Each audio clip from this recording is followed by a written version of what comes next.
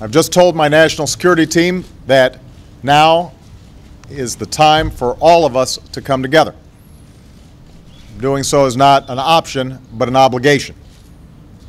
I welcome debate among my team, but I won't tolerate division.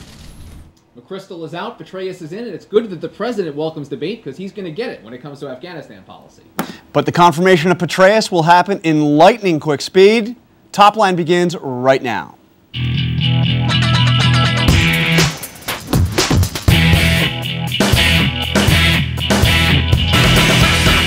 Hello and welcome to ABC Washington Post's Top Line. I'm Rick Klein. And I'm Jonathan Carl. Every day at noon Eastern, we're right here bringing you the latest political news and analysis, the biggest developments, everything you need to know, and it's twitter.com/thenote to know even more. John, maybe a surprise, maybe not a surprise in any event. He's out. What's your top line today? Masterstroke. Whatever criticism there would have been about deposing McChrystal is erased by putting Petraeus in there as the new commander. Let me tell you, Rick, politically, you could argue substantively as well, but politically this was a masterstroke. I mean, everybody loves Petraeus, but do you remember it wasn't that long ago when Democrats saw him as basically a guy that was lying about what was going on in Iraq? General Petraeus. General Petraeus. And I have here the roll call vote when the Senate passed a resolution saying that Petraeus deserves our support in condemning those personal attacks. The list of no's, it passed 72-25. The list of no's includes every member of the Democratic leadership and Carl Levin. And the two guys who didn't vote, Obama and Biden? Obama and Biden. Well, I think it'll be different this time around, fair to say. So. No one critical, really, no one really critical of General Petraeus. They feel like this is the right move, and as you say, this is a master stroke.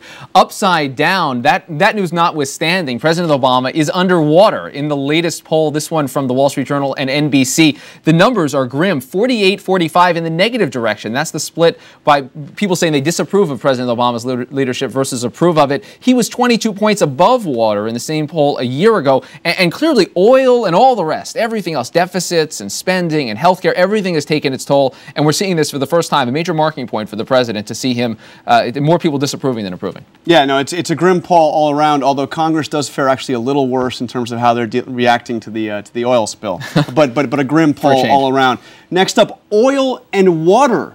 There's now a report that the agency formerly known as MMS actually put out a study, actually had a study that showed that by their estimates that even if you had a spill bigger than the one we're seeing right now, the oil would not reach shore. MMS did this study back in 2005. It is what the oil companies, including BP, based their oil response plans on.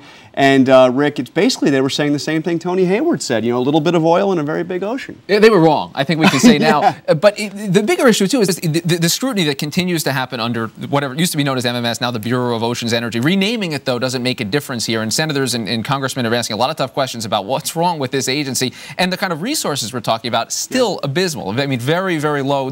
Can't nearly do the job that they're charged with. And finally, second acts. We want to wrap up some of the absolutely bizarre news from some formerly prominent names in the world of politics, because there's some big news this week.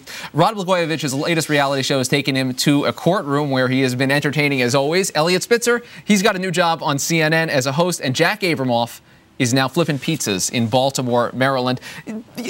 Just weird. I mean, what can you say? Rick, come on. Abramoff's got restaurant experience. We all remember Signatures. He's been in this line of work before, so we wish him well. We wish him well. It's honest work, we suppose. We're joined now by Senator Jeff Sessions, Republican of Alabama, and the ranking member of the Senate Judiciary Committee. Senator Sessions, this is a busy time for you, and thank you for joining us, particularly after the technical difficulties yesterday. I want to start with the Kagan hearings, which are beginning next week. First of all, I know you've had some concerns about access to documents. Is there any chance that you won't be in that chair with your fellow Republicans when the hearings start next week? Well, we're determined to be there if we possibly can, but we really didn't. We have a troubling record here about the documents. Senator Leahy and I requested all emails that mentioned Ms. Kagan in them. Those were just not produced with no real explanation why they weren't. And in addition, they've declared 1,600 of the documents personal privacy records and failed to produce them. And in truth, it's the President Clinton representative, it's President Obama's representative at the Clinton Library that's making these decisions. There's no certification that all the documents have been produced. So I go into it uneasy that we may not have received all the documents that really should have been produced. Senator Sessions, you've made a point of criticizing those who, like Senator Barack Obama, Senator Joe Biden, who have been on the filibustering side of Supreme Court nominees. You have never in your career filibustered a Supreme Court nominee. Will you right now rule out taking part of a filibuster of the Kagan nomination? I've been I've opposed really previously the filibuster of Supreme Court nominees, but after the Gang of 14, if you recall, worked out some sort of arrangement after the Democrats had filibustered for so long that there would be no filibuster, the sort of gentleman's agreement, unless there was extraordinary circumstances. I opposed Justice Sotomayor, for example, but did not filibuster her, and we'll just have to see how the hearing goes. I don't think it's something you should lightly do to filibuster a nominee. But you are not ruling out filibustering the Kagan nomination? No, I think we'll have to see what the facts and how the hearing goes, and to whether or not extraordinary circumstances could develop. I just don't know. You've seen, I hope not. You've seen her record. You've seen the documents that are out there. You know broadly where she stands. What could she possibly say to win your vote? Would she have to disavow what she has said in the past? I mean, is there anything that you're looking for next week that says, well, maybe I could vote for her? Well, you know, Senator Coburn made the point with regard to Sotomayor that her testimony was very conservative, and some of her rulings since have not been that way. Someone said they testify like John Roberts, but adjudicate like Ruth Bader Ginsburg. And so what you say at the hearing is got to be looked at a little bit jaundiced here. The record is important. Who she admires in the judiciary and what kind of philosophies they have would indicate to me the kind of judge she would like to be if she is made a part of the judiciary.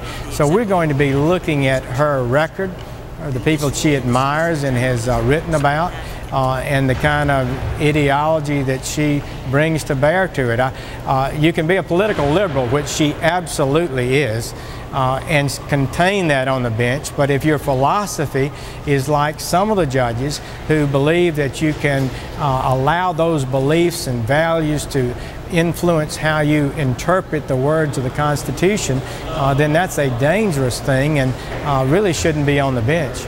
Can we settle one matter, though? There's been a lot of talk about the recruitment issue. And I've heard you say repeatedly that she banned military recruiters from the Harvard Law School campus. But I've got here in my hand an email from February of 2005 from the Harvard Law School Veterans Association advertising the fact that in fact, Army recruiters for the Judge Advocate General position were going to be on campus. I mean, they were actively on campus recruiting at Harvard Law School while Elena Kagan was the dean. So can we stop saying that she banned recruiters? Listen, when she became dean of Harvard Law School, she changed Harvard's policy without legal authority, and she barred the recruiters from utilizing the recruitment facilities on campus. She did say, well, you can go talk to some veterans on campus and maybe they can help you. But she officially, deliberately, and systematically reversed Harvard's policy, barred them from using the official offices on campus, treated them as a second-class group, and had to be eventually overruled by president of the university, the whole Harvard, Larry Summers, who's now, of course, with the president. So she did do so, and it was deliberately designed to punish and demean the military because she did not agree with the don't ask, don't tell policy that was set by Congress and the president, not by the U.S. military in truth. Just quickly before we let you go, the broad picture that you get of Elena Kagan, clearly she was working for a Democratic president. Does that in itself disqualify or give you pause, the fact that she was working on Democratic policies? No, that's a fair question. She absolutely was a firm political operative in the Clinton White House for 5 years, but in truth, that shouldn't disqualify. The question is, how do you view your role as a judge? Can you put that aside? Will you put that aside? Or are those political views so strong that you will, and your view of a judge's role such that you feel that you can make policy from the bench. And that's what the American people don't appreciate. Senator Jeff Sessions, we appreciate it. And just to clarify, you'll be there on Monday. No boycott, I plan to be there Monday, yes. And we'll see you there. Okay. All right, thank you, and thanks again for being with us even after the snafus yesterday.